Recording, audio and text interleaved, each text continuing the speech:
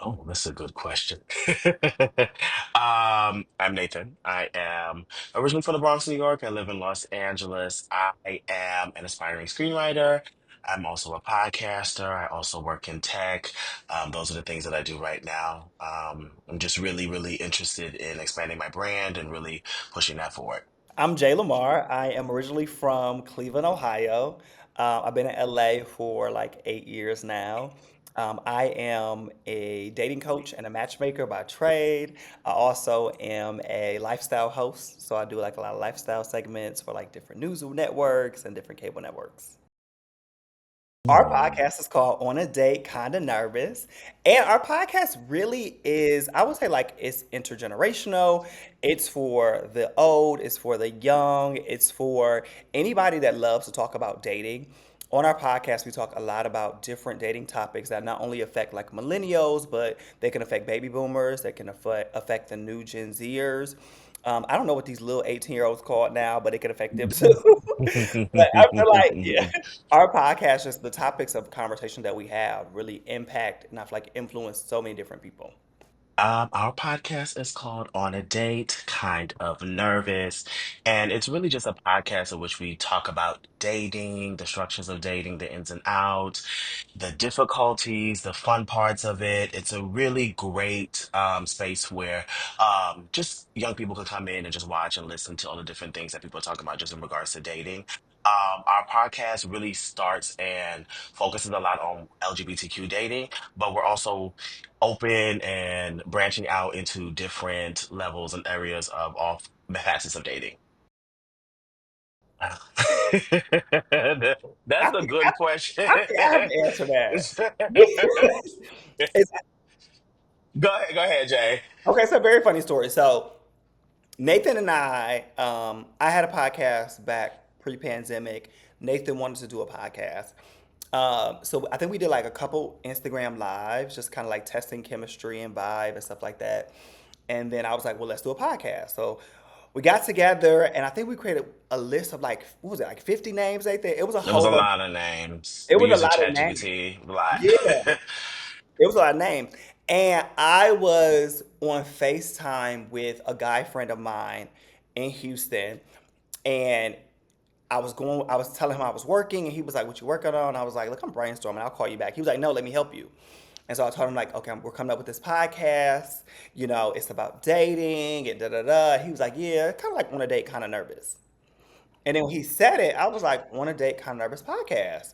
And he was like, "Yeah, that sounds good." So then we called Nathan, and Nathan was like, "Hmm, that doesn't Yeah, ring." it took me a while. Yeah. Yeah,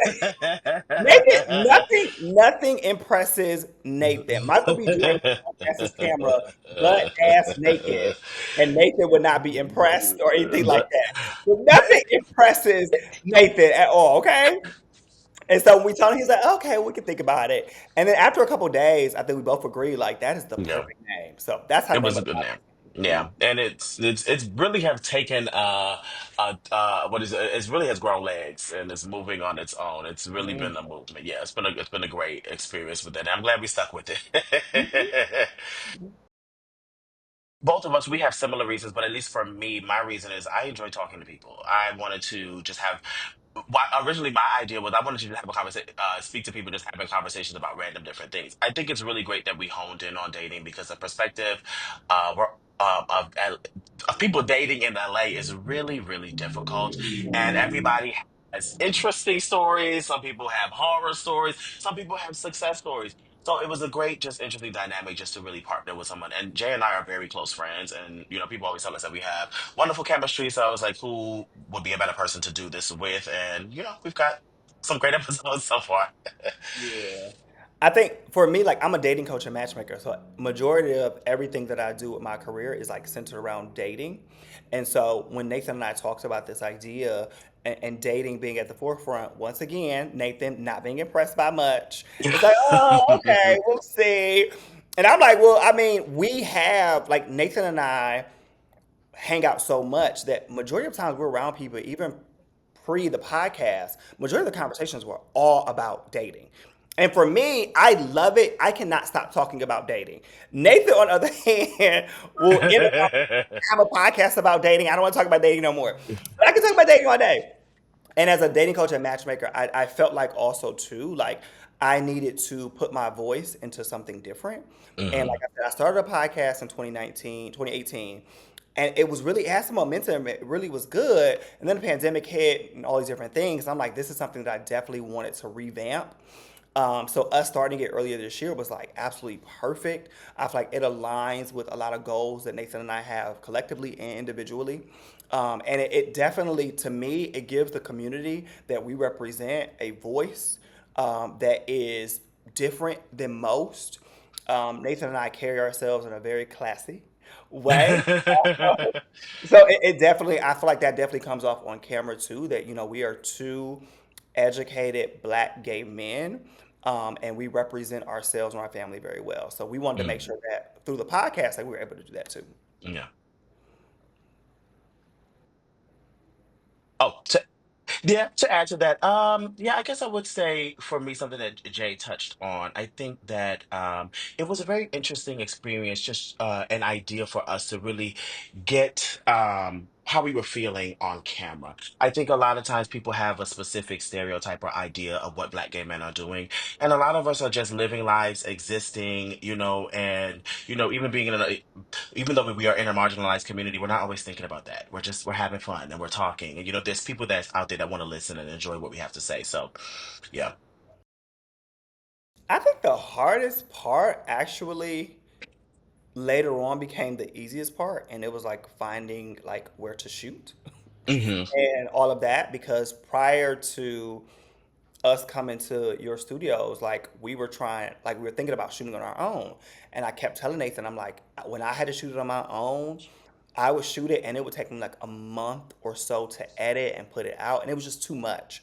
I have like $3,500 worth of podcast equipment in my closet that I have not touched in like 4 years because the process of like getting it going is always the hardest part. So like when Yeah. we found y'all studio and it was like, okay, we pay this fee and we leave with a finished product, like we got to figure this out because it's the best thing for us. Both of us are busy. And I would say like, so that was like the hardest thing is like, how are we going to shoot? Where are we going to shoot? I think that was the hardest thing I think for us. I And think growing the podcast, mhm. I think is a challenge in general. It's just like a new business.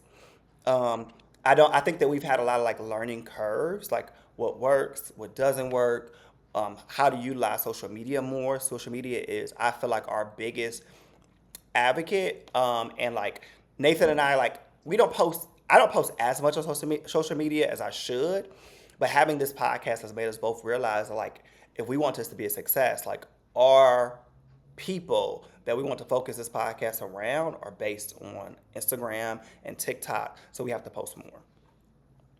Yeah, same. I wanted to echo those sentiments. Something that I've realized that was really, really difficult, and it's still really, really difficult, is managing a social media profile with this and branding and getting it out there and growing followers and marketing and strategy. All those different things regarding this podcast are very, very difficult because Jay and I both have outside projects that we work, and we're both also, full-time employees. So it's just really, really difficult to really work and like cutting clips because you guys do the bulk of our editing. You put it together, but like we have to cut these clips and we have to figure out what's great. And we have to develop a strategy and everything. And managing that social media page is really, really difficult.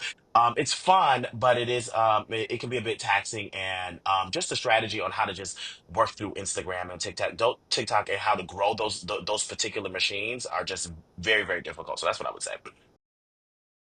I think Nathan and I Mhm. both are like we're writers and we're producers. And I am a game person. Like I love creating games. I love like playing games at events and stuff like that. And so Nathan and I both wanted like to make sure that like the podcast had like different fun elements. And so even our strategy, like when we create the episodes, it really depends on like either topics that personally Nathan and I are experiencing at that particular point in time, or we may have had a friend who was like spilling their tea, and we're like, "Do you mind if we talk about this on the podcast?"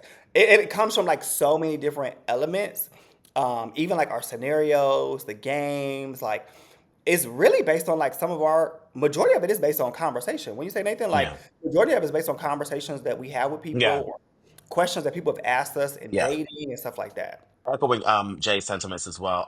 For me, I watch a lot of dating podcasts and a lot of podcasts, and straight people are always talking about different elements of dating, and I always find it interesting that there's really not like a kind of like gay outlet for us to really have those conversations, and also.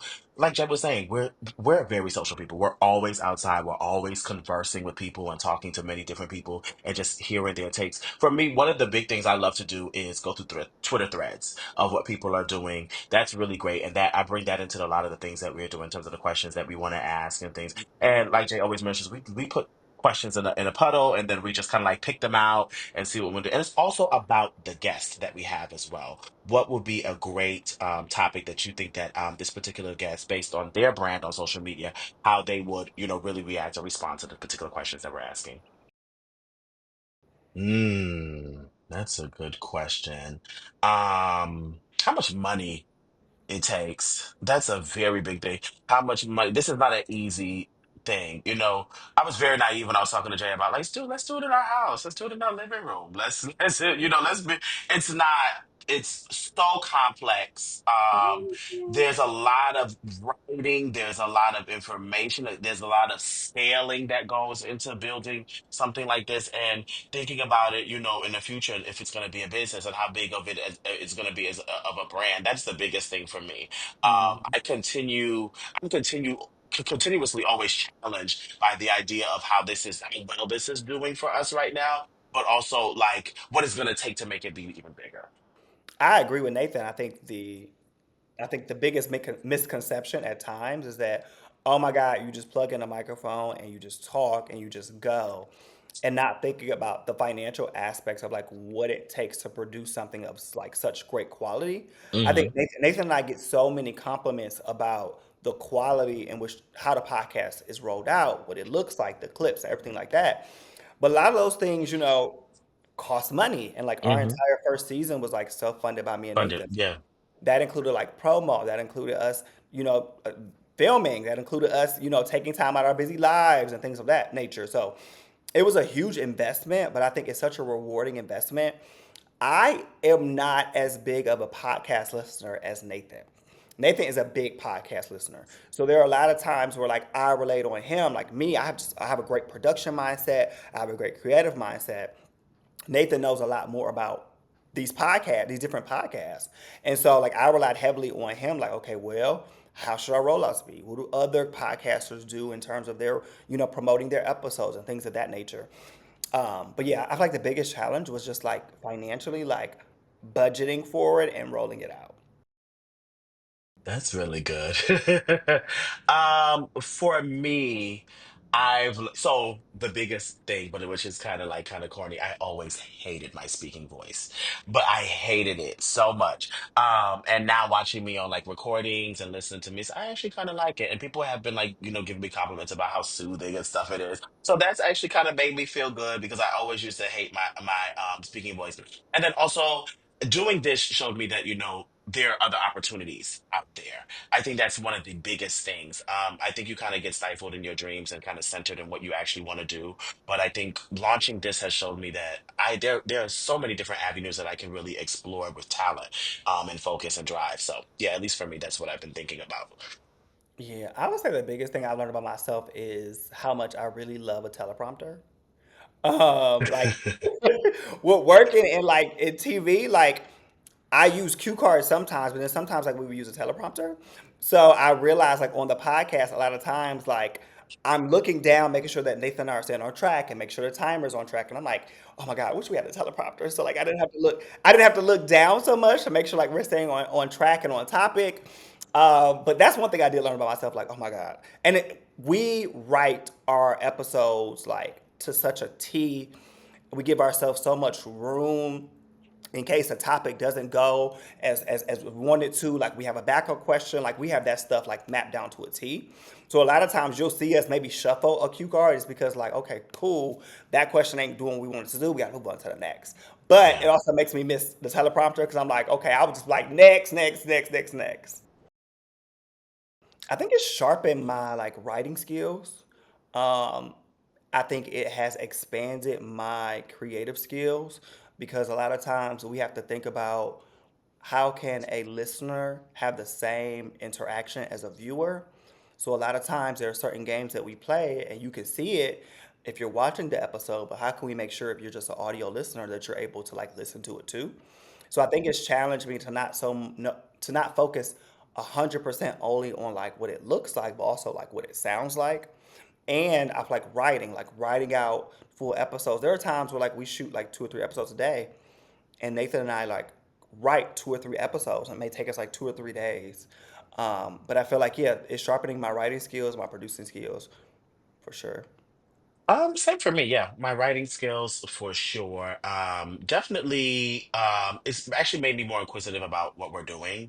I know Jay Mhm. was saying that, I kind of reluctant to talk about dating a lot, but it has made me very inquisitive about what we're doing just because other people are having these same experiences. So that's been very, very interesting for me. Um, Public speaking, 100%. Being on a podcast and talking to people and just like being recorded, I think that's really a big thing as well. And then for me, I've always been into editing and stuff. So now that I've been doing this, I've just learned how to focus and do so many other different things, clipping stuff, cutting, splitting, these different things, adding audio here. Like those kind of like tech things I've been kind of like, really that's really expanded as I've like done this podcast. I don't know. What would I? This is what here's what I'll say. I think that me and Lamar have done everything right. I mean, I don't, I think maybe we had some little mishaps, but I would even call them mistakes. I think that I was telling someone this the other day. We may not be a $100,000, 100,000 follower podcast yet, but I think we are a slow burn. I think people are picking up on what we have to say, and I think what works so well with us is our chemistry and our authenticity. I Mhm. think once we maintain and we continue to do that, I think we'll be on the way. I don't think I would do anything differently. I mean, I would try to get more money so we could have done more episodes. But realistically, I think that we've done a pretty good job. I would agree with Nathan. Like, I don't think I would change anything about the process. I think that us like testing out like how many reels we need to put out per episode to get more traction to the episode, like that was a task of ours in the beginning, and we Hmm. realized that like the more reels that we put out now, like the more different conversations that people are having, and it draws more people to the podcast. So I don't think I would change anything. I think that we had to learn everything. Like both of him and I, like this is something we had to learn from scratch. Hmm. Like there was no rule book. We just had to figure it out as we go. And I don't think I would have had it any other way. Like Yeah. I like there's been like great learning curves. Like I don't think Yeah. there's been like crazy learning curves. There have been like great learning curves. Like Nathan spoke about Yeah. editing. Like we both like when it comes to editing these videos, like I will shut down. I'm like Nathan, I'm about to just post the video. And Nathan will spend like hours like working on clips and stuff like that. And it's like, okay, I gotta learn it too, I guess. But it's been good. It's been Hmm. a very great knowledge-based project, and I'm just Hmm. excited to see how far and how well we can take this, honestly. I feel like we engage with them in so many different ways. I feel like, of course, virtually Hmm. via Instagram and YouTube. Like, I don't look at the comments on YouTube, but Nathan does.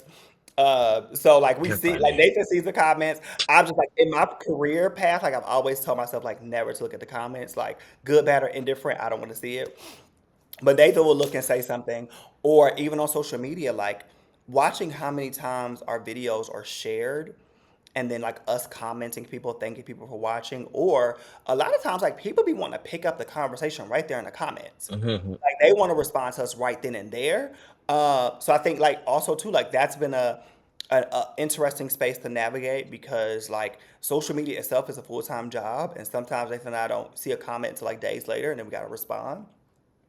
But yeah, I think, and then also too in person, people have Hmm. like literally walked up to Nathan and I and like started conversations from where the podcast left off.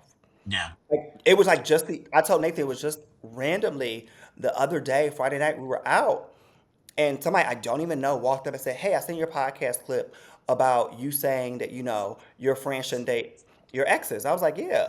And it was like a 20-minute conversation. And I'm just, I love talking about dating. So I'm just engaging. He was like, yeah, I can't wait to watch what else y'all got doing this season. And that was very great to hear. But we have a lot of those Yeah. interactions, like a lot of those interactions.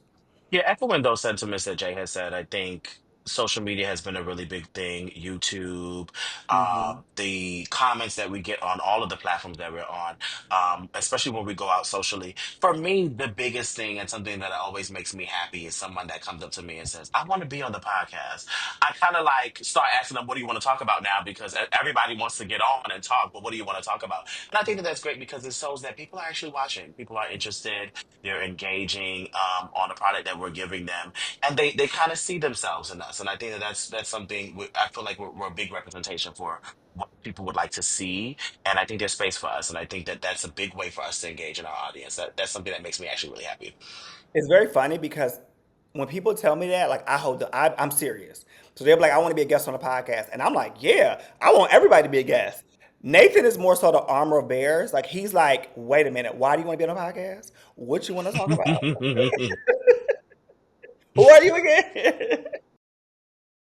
I mean, I'm like nothing out of the norm. I feel like you post a picture or a video, like you get comments or you get people in your DMs. So I feel like people are always like in my DMs, after we post something about the podcast, and they'll start Yeah. a conversation about the podcast, but then it'll lead to like something else. So I think, it's increased the DMs and it's increased the nudes that we're sent, especially if we have a topic about sex. And Nathan and I, well, more so me, I'm a lot more honest when it comes to sex. Nathan can be a prude at times, but I'm a little bit more honest when it comes to sex. So I feel like, if I make a comment about, like recently, I made a comment about being versatile, and somebody was like, "Oh, I didn't know you're versatile," and then they sent me an ass pic, and I'm like, "Oh, wow, nice."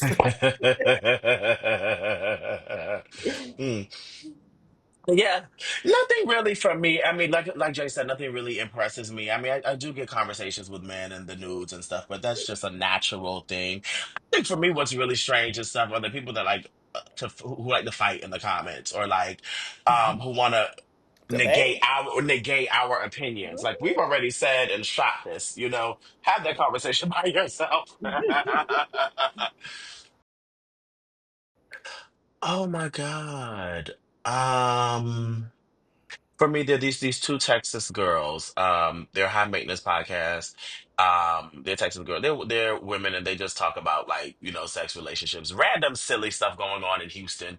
And I think that they are incredibly funny. Like I'm always resharing their stuff. I think they're really cool. And I would love for us to get to that kind of space one day where we're just chopping it up and talking shit and just like it's fun. I really like those two women.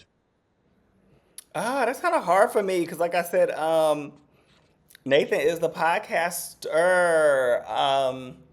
That's kind of hard for me. Like, do the Kardashians have a podcast? They have a TV show. I don't think they have a podcast. Oh, if they had a podcast, that's what I really want to swap with. You know what I'm saying? Give me that pay rate, give me that studio space, give me their mama as my momager for the day. Like that's what I want to swap with.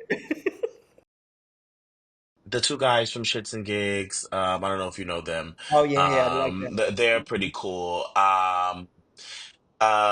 These other girls, I think Lex P and Drea Lacole, they're really cool. Kind of similar content. Kind of like or the Read. Those are really good too. Oh, the read, yes. That's my Any shit kind brought of up. yeah, any kind of I podcast in love which they're it. just like talking shit and talking about like maybe pop culture and stuff going on in life and making silly jokes and stuff. It's really the basis of the of podcasting for me, like listening to people because I just enjoy laughing and hearing people's thoughts about stuff. And I feel like I'm a very progressive person, so I like to hear what people think about stuff just to finalize my opinions. Yeah, there's uh, a good friend of mine. She's on Instagram. Her name is Rashonda. Like she is amazing. She always talk about checking the board. Like I definitely think like she's on one of our people. Like we're gonna try to pull in for 2025. She has a great story to tell in so many different elements. I think also like what's his name? The corporate baddie. What's his real name? DeAndre. DeAndre, I would love to have him on a podcast because I feel like he speaks to a lot of like the younger generation when it comes to like dating, and he doesn't talk a lot about dating. So I would love for him to come on our podcast and talk about like dating, not necessarily his dating stories, but he could tell us some tea if he want to. Yeah, those are like two people I can think of right now. Outside of the Reed, like I definitely would love to have both of them on. Like, would love to have them on. I think the biggest piece of advice I can have is just do it. Like, don't get so wrapped up in your head with the logistics, because I think that for like a month or so, Nathan and I were so wrapped around like the logistics of like how and what and when and pictures and promo, that we were like really like wasting time. So I feel like don't get so caught up in the logistics. Like, just do it, whatever is cost effective for you. Like, just make it happen. People want to hear your voice, people want to hear your story. There are people that are going to relate to everything that you have to say. Your stories are your testimonies, and people need to hear that so that they can thrive in their day-to-day lives. So my biggest piece of advice is just do it. Like, no matter what, just like make it happen and believe in yourself. Yeah, same. I echo those sentiments. I think for me, I would tell people to do their research. I think that's a really big thing too Hmm. about what their interests are. I think this is a really fun thing to do, but I think people should understand their end goal and what they want to do, and who what kind of audience they want to serve. I think that's really important as well. Do your research, and I also say use your friends as test dummies. Survey them. If you think that you're great at at speaking, and you think that you have a lot to say, or people are continuously giving you those compliments, ask people what they want to hear from you. And if you develop a niche, I feel like there's an audience for every single thing out there. So that's what I would share. Even though social media can be challenging, starting any kind of content creation, keep at it, keep diligent, keep focused. I think we get so caught on the idea of being an overnight success, and that is just not realistic these days, because there's just so much content, so much information just thrown at you, right there. So I think that continue what you're doing and just stay focused. I think that, like I said, being a slow burn is much better, because you're going to start to rise and you're going to start to get a lot of that great popularity. And that's going to feel so much better, because you're going to feel like you put so much work in, instead of just like putting out one video, immediately getting success, and then like being overwhelmed with trying to keep up with with the demand. I would say prioritize your posts, prioritize your projects. I think that people, I think as Nathan said, people think that, you put out one podcast, one episode, you're gonna hit a million views in that one episode. And that's not the case. So I think if you prioritize that project or that post, like, be consistent. Um, Make mistakes, post what you think that you shouldn't post. I think post it. There's one video that Nathan and I did last season. And Nathan, what was that video about? It was something weird. It was something crazy. Oh, about my ex and me finding out my ex was cheating and his hands Hmm. smelled like booty and Vaseline. That post, that IG post did over like 300K. Like, and Hmm. it's still going viral and it's still going places. That one post. Um, so yeah, I feel like just prioritize your posts, prioritize your projects, and like put it out there and don't be scared. Yeah, Hmm. and don't look too. One thing I also learned to think about is like, stop thinking about big brands and waiting for them to be sponsors for you. There's so many local people that want to help. There's so many local people that are interested in helping small content creators and projects. As long as you have a lot of like as long as you have something to show them, and you have a plan, I think you should start putting yourselves out there. Be open minded, and just be what's the word, intentional. And I think good things will happen. No, I actually schedule a lot of the stuff on Instagram just that way. I don't really use, I know there are other things that are out there, but for me,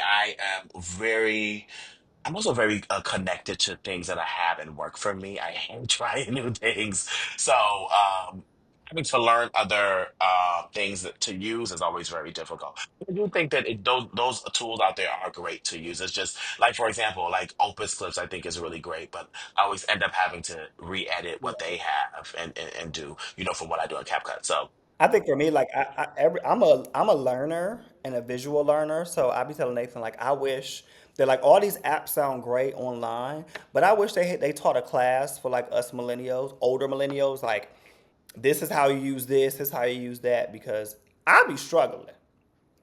I ain't gonna lie.